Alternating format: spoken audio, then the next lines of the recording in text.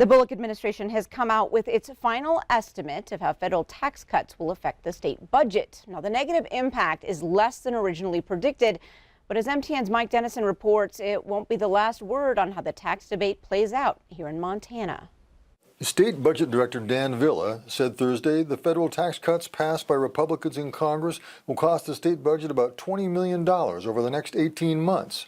He says the losses will be in state corporate income taxes because of a change that allows businesses to take higher deductions for expenses.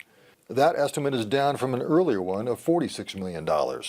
With experts on both sides, we thought it appropriate to err on the side of less loss to the state revenue because that was really the legislative intent in Congress.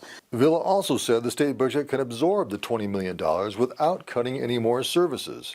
Just 2 months ago, state lawmakers had to meet in special session and cut the budget by $76 million because of a shortfall in state revenue.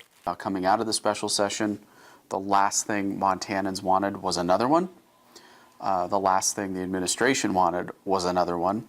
But a top Republican lawmaker says he thinks the federal tax cuts will actually increase state tax revenue. Senate Majority Leader Fred Thomas of Stevensville notes that federal income taxes will be cut $750 million this year for Montanans. As that money goes back into the economy, Thomas says it can't help but spur economic growth, and that should mean more tax revenue. Villa isn't so sure and says if the state tax system remains unchanged, Montanans and majority Republicans at the legislature will likely be looking at more budget cuts next year. Are they going to propose to not fund schools? Are they going to propose to not fund the universities? Are they going to propose to not fund services for the elderly or kids? What's going to be the strategy if it's a net zero conversation? I guess the two sides in this debate can agree to disagree. And a year from now, one of them can probably say, "I told you so."